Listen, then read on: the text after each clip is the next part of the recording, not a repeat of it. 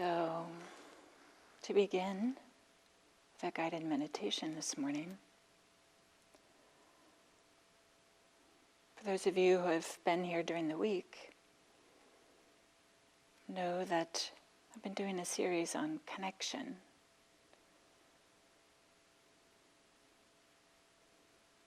It's not really a Buddhist word necessarily, but in some ways there's so much about practice is about connecting in a simple way, in a warm-hearted way to our experience.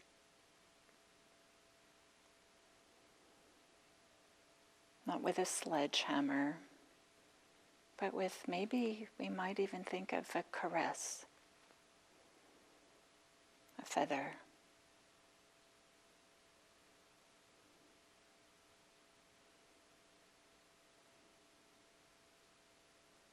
So what would it feel like, or what would the experience be if you were to connect with your experience right now, with the sensations that are arising at this moment?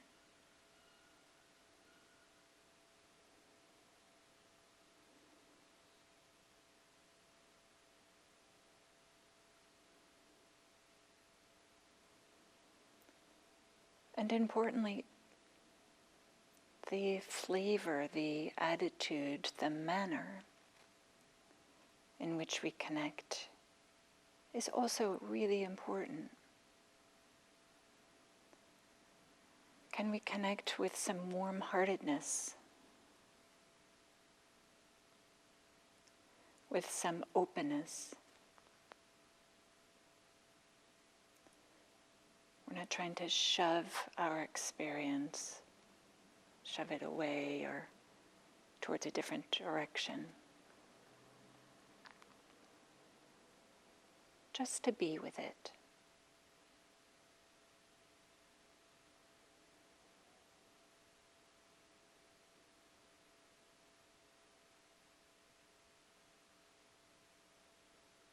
Sometimes it's helpful to start a meditation session with what's obvious.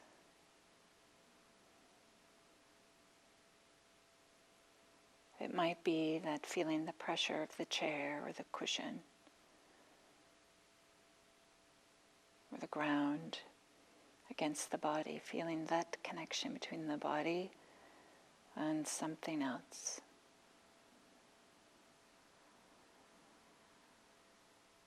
And feeling the support, feeling grounded.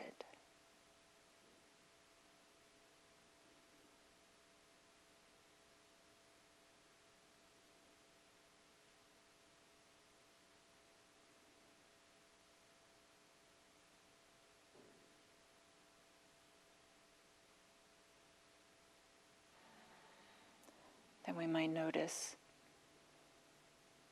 other experiences, other sensations arising in the body.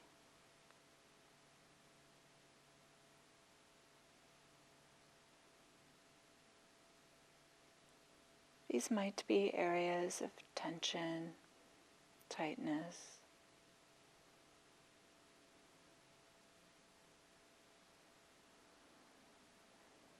Can we bring that same warm-hearted, or at least neutral, attention to those experiences?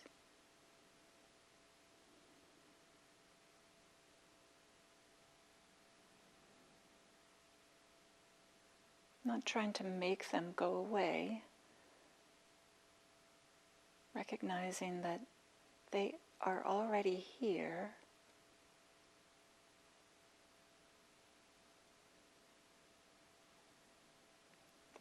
What would it be like to connect with them in some kind of way? In a way that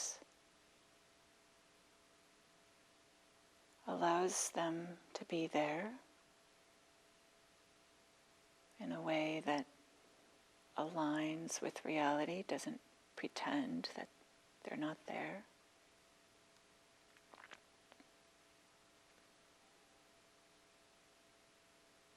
And then maybe notice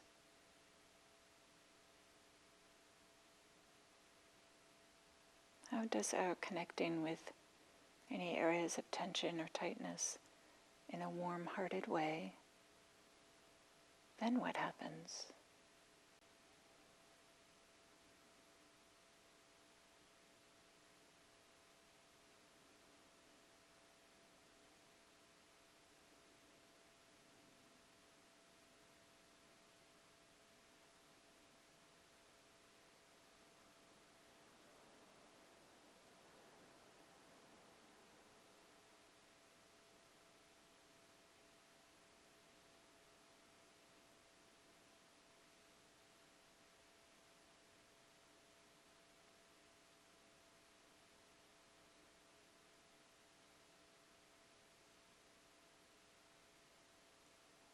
As we're sitting here, we might notice also other bodily sensations associated with breathing.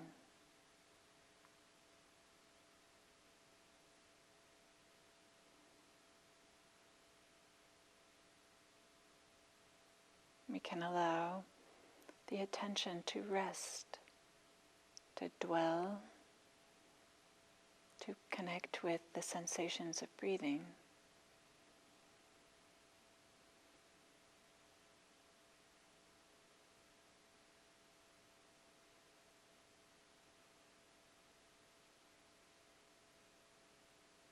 Feeling the expansion, contraction, tautness, stretching, and then the opposite of tautness and stretching.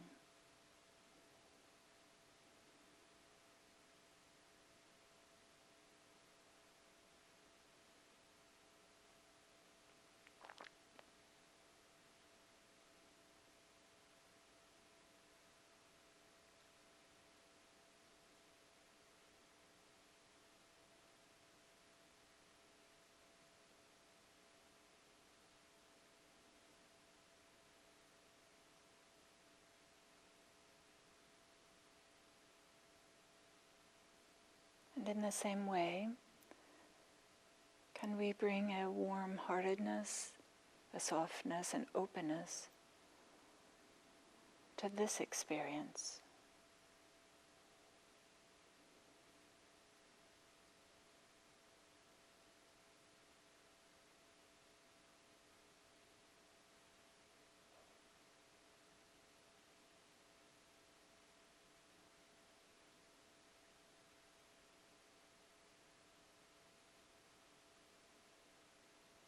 Feeling from the inside what it feels like to have an in-breath,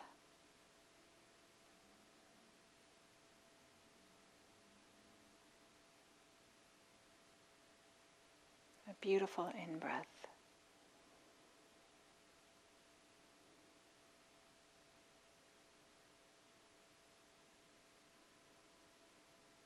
What does it feel like to have an out-breath?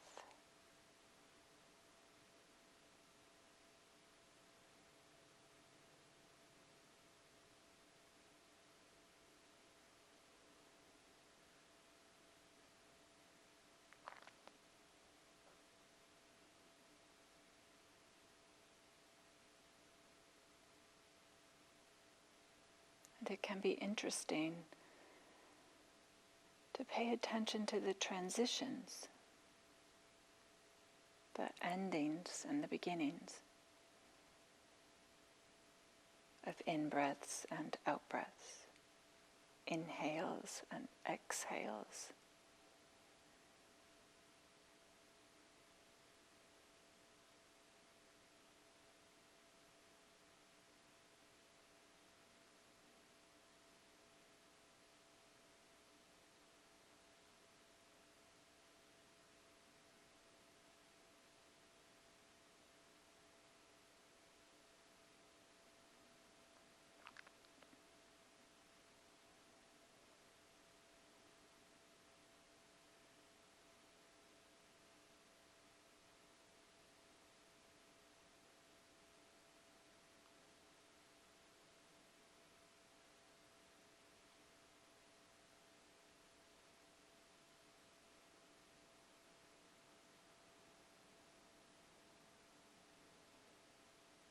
when we notice that we're lost in thought,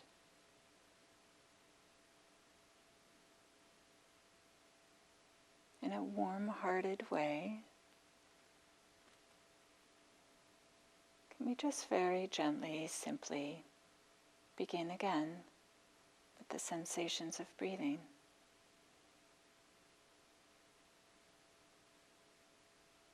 No need to be critical of ourselves.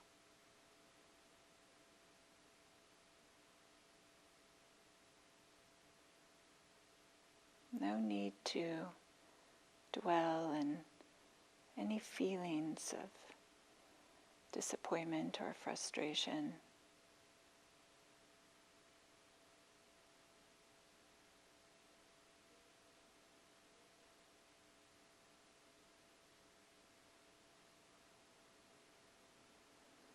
Just a recognition, oh,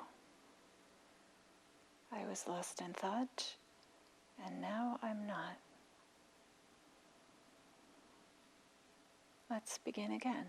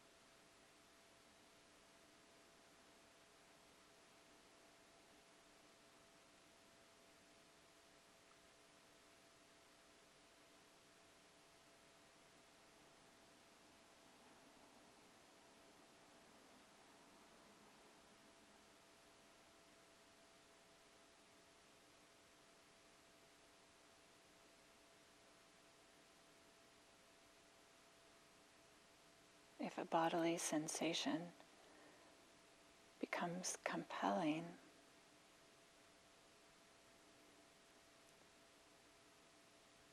can we, in some kind of way, invite it in?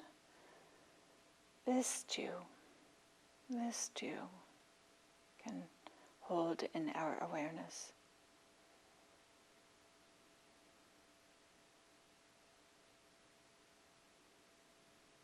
When it's no longer compelling, we can return to the sensations of breathing.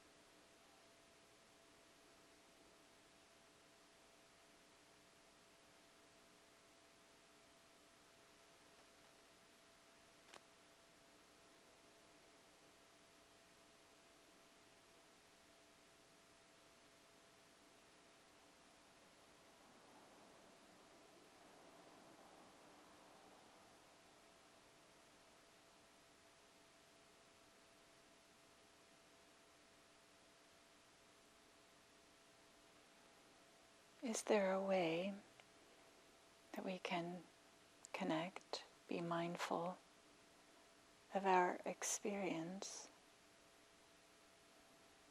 in a warm-hearted way, without straining, without chiding ourselves.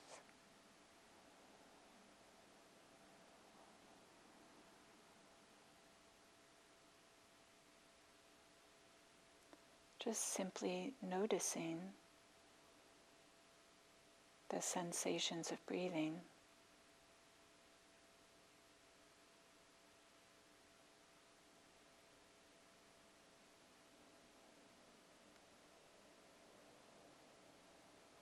Or bringing our attention to what's really compelling, maybe bodily sensations,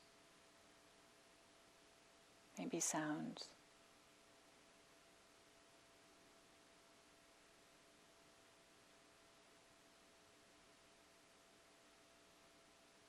And when they are no longer compelling,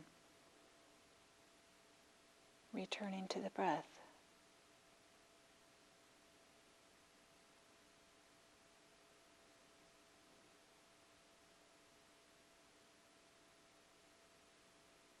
With no idea that we have to get somewhere, that things have to be different.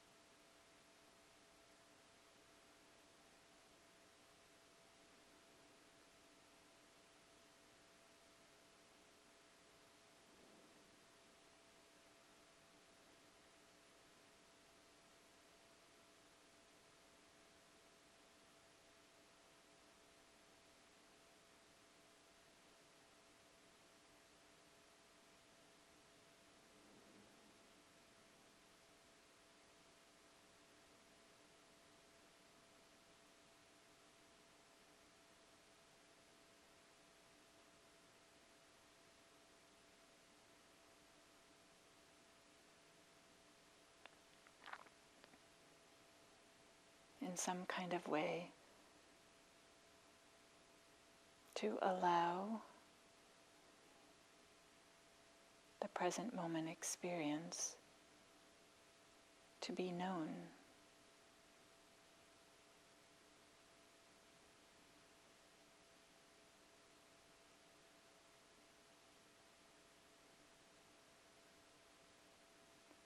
To allow the connection to our experience to arise.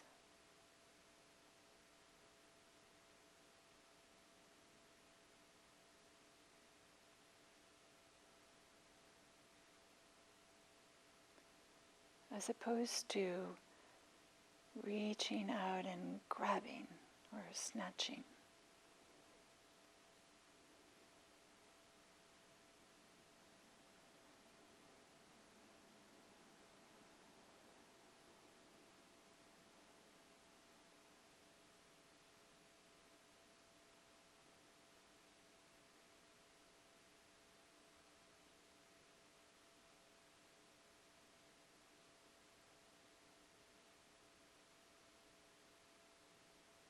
As opposed to batting things away, shoving them away.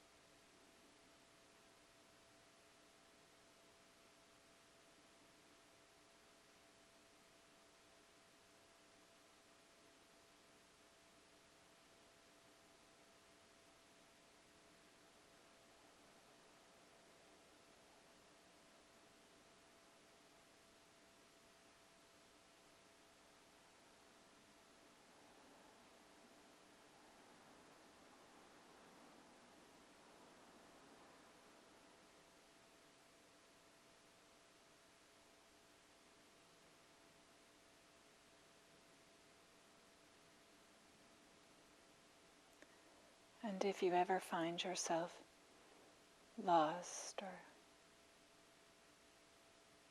maybe disconnected from the moment, just very simply, gently begin again with the sensations of breathing.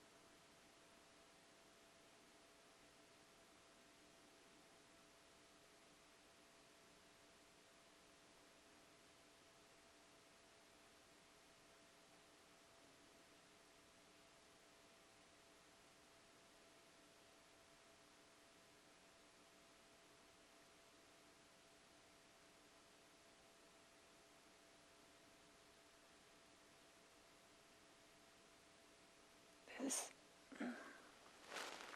this practice of, hold on here.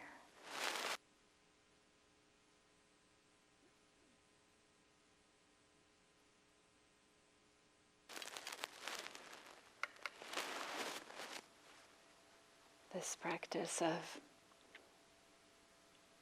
meeting our experience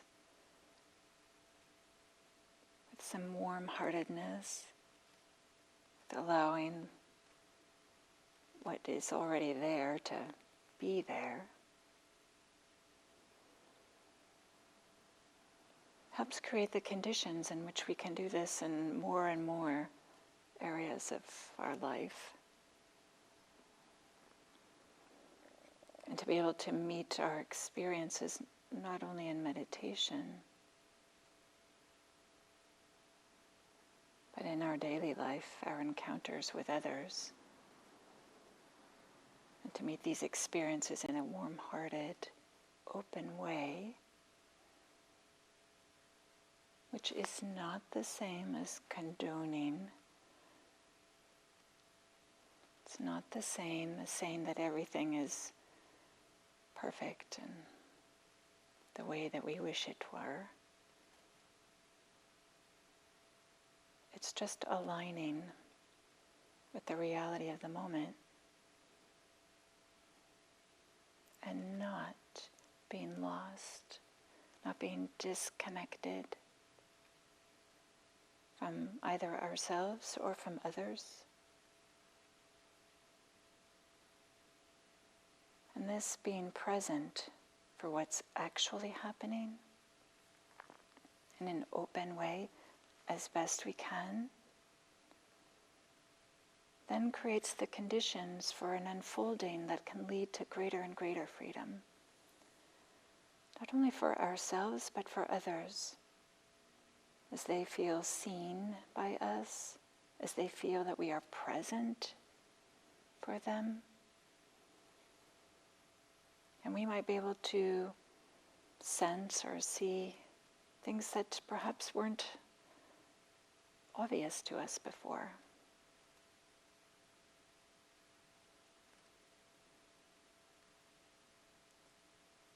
So this practice of returning to the breath with a warm-hearted attitude, stance, this practice of being with whatever our experience is, with some openness, can help create the conditions for the support and benefit not only of ourselves, but others that we come into contact with.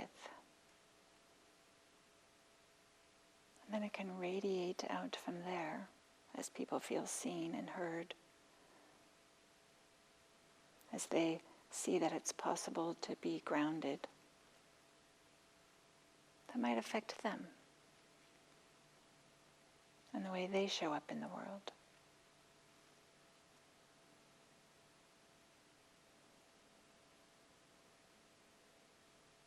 So that our practice can be for the benefit of all beings, without exception, everywhere.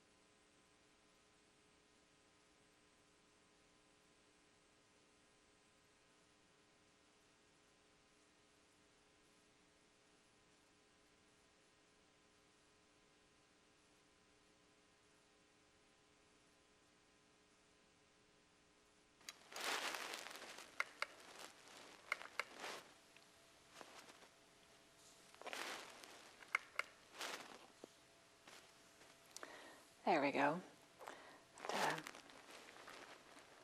Push all the right buttons here. So, good morning again. Today is Friday, so it's the last day in this series that I'm teaching while Gail is on vacation. And for those of you who don't know, I've been talking about connection. And as I mentioned at the beginning of the guided meditation, connection really isn't a Buddhist word per se. But in some ways, for me, it feels like such an integral, if not the integral, part of practice. And we could define it in some vague way as just being the opposite of being disconnected. But when we think about when we're disconnected, it means that we're lost in stories or trying to really make something happen in a way that is not aware of the consequences that it's having or the context of in which this experience or this thing is happening. And being disconnected from our inner life or some of the roots of our behavior is a way in which can just create the conditions for suffering. And of course, our practice is about finding the end to suffering, alleviating suffering. So this journey of connecting, of course, we connect with others,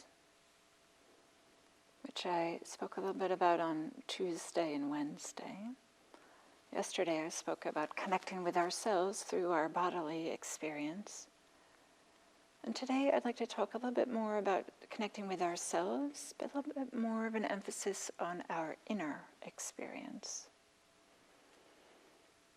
So for many of us, the journey of connecting with ourselves, being present for ourselves, really getting to know and understand ourselves, might begin with a meditation practice.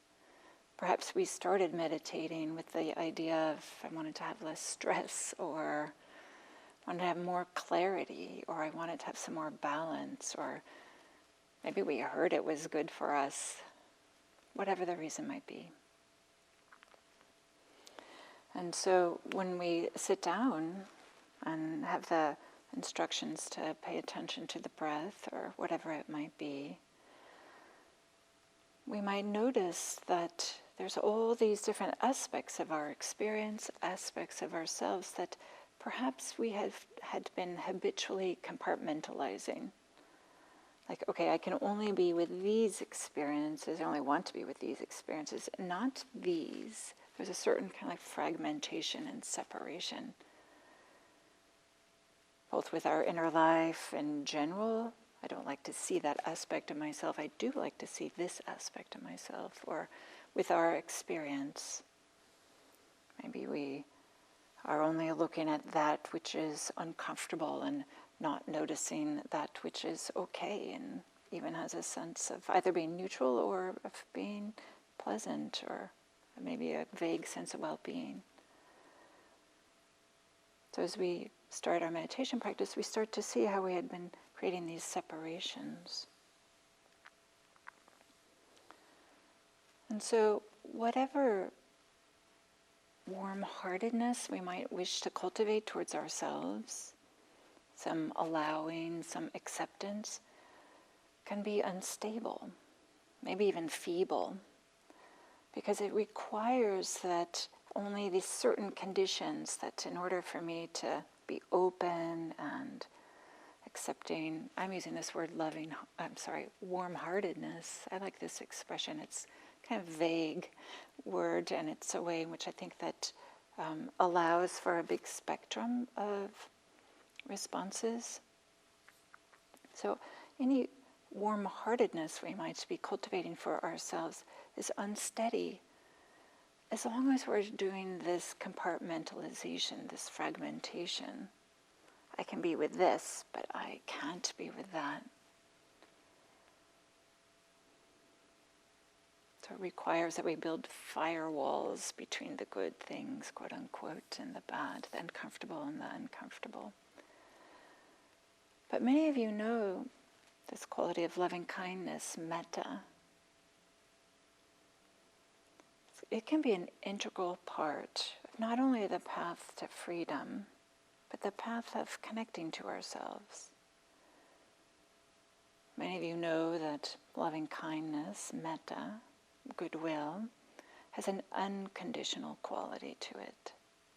A quality that is not about compartmentalizing, but is the opposite. It's about wholeness, meeting all that's arising. It's that quality of the heart and the mind that allows us to say this too when we're having uncomfortable or difficult experiences. When the body is uncomfortable, when we find that we have, the thoughts are going, when there's sounds. That quality that allows us to kind of open up and say, okay, come on in, this too. That's a quality of metta, warm-heartedness, loving kindness.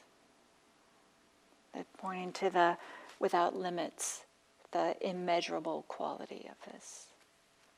So this ability to connect with, maybe even embrace, all aspects of ourselves. And relieving us of the need that things have to be different. Relieving us of the need to be separating ourselves. And so in this way, warm-heartedness, loving kindness for ourselves goes beyond simply about feeling good about ourselves, or it's not about convincing ourselves of anything. It's not sentimental or sappy. It's not a facsimile of caring. It's actually caring. It's not trying to rearrange and make everything perfect so that then there can be warm-heartedness and open-heartedness. It's the open-heartedness, the warm-heartedness that exists with things just as they are, that allows us to go, this too.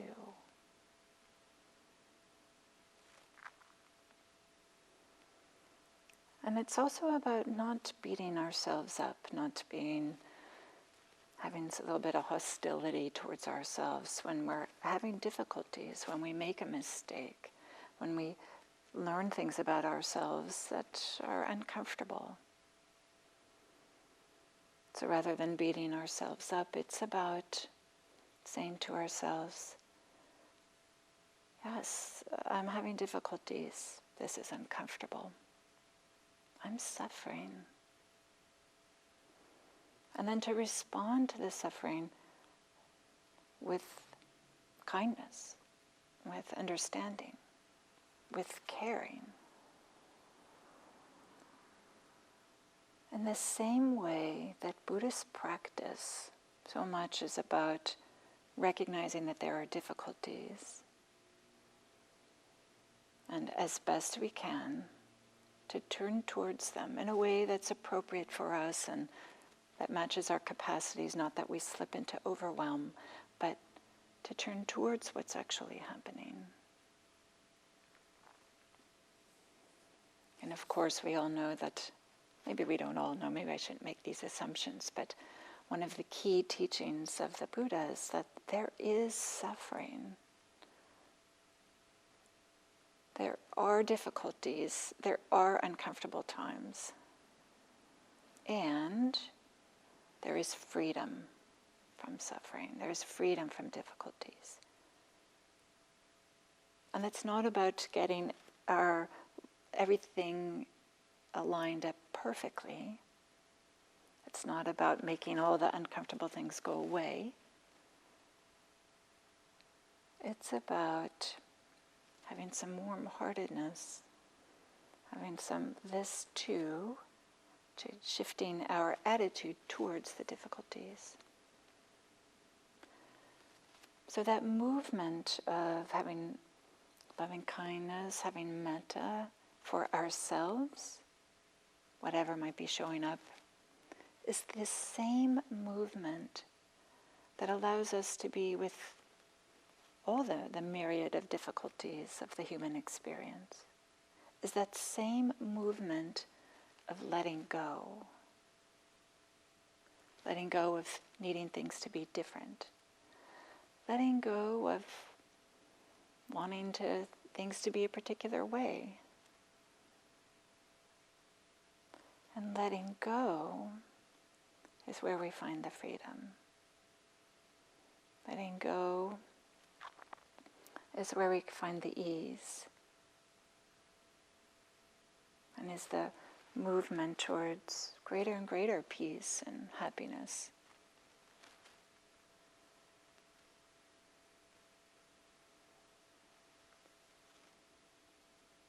So in this way, practicing with ourselves, both with the folding in of what's happening with some warm-heartedness and letting go of wanting things to be different, and also having some loving kindness, some goodwill, some warmth, some care towards our experience, is the opposite of ill will. It's the opposite of any hostility, opposite of some criticism we might have. And so that undermines one of the root unskillful behaviors or attitudes or experiences that the Buddha identified as underlies so much a part of our suffering. That is, this underlying root of ill will. So practicing some warm-heartedness towards ourselves helps undo some of the power, some of I'll just use this word, some of the power of ill will, which of course helps support greater and greater freedom. The less ill will, the more freedom. The less hatred, the more freedom. So one way to connect with ourselves is to connect with warm-heartedness. And this connecting with ourselves can be an integral part of to greater freedom. And of course, what we experience for ourselves and the greater peace or ease or happiness we have for ourselves affects how we show up for others. All the seeing the different aspects of ourselves helps us to recognize, oh, this is part of the human experience, and helps us to hold that and allow for or accept it in others.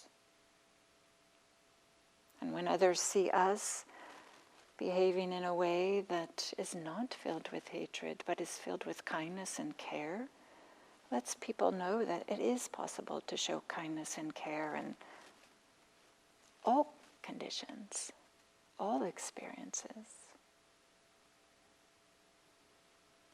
So every movement towards accepting our experience, approaching it with an attitude of warm-heartedness,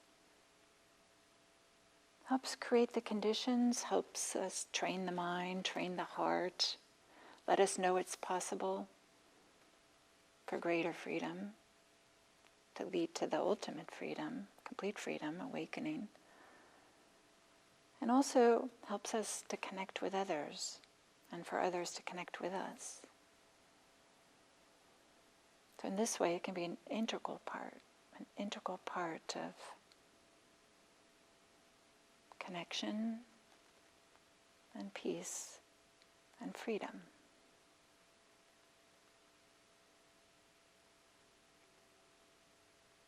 So as you go through your day today, you might just notice if there's a way that you can bring a openness. I'm using this word warm-heartedness. You might have another word, caring, goodwill, respect, kindness towards one's experience. See if there might be a way in which you can bring that particular attitude.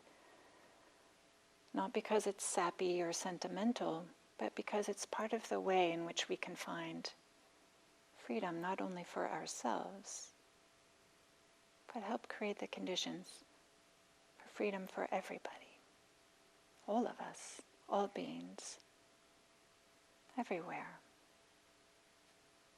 Thank you.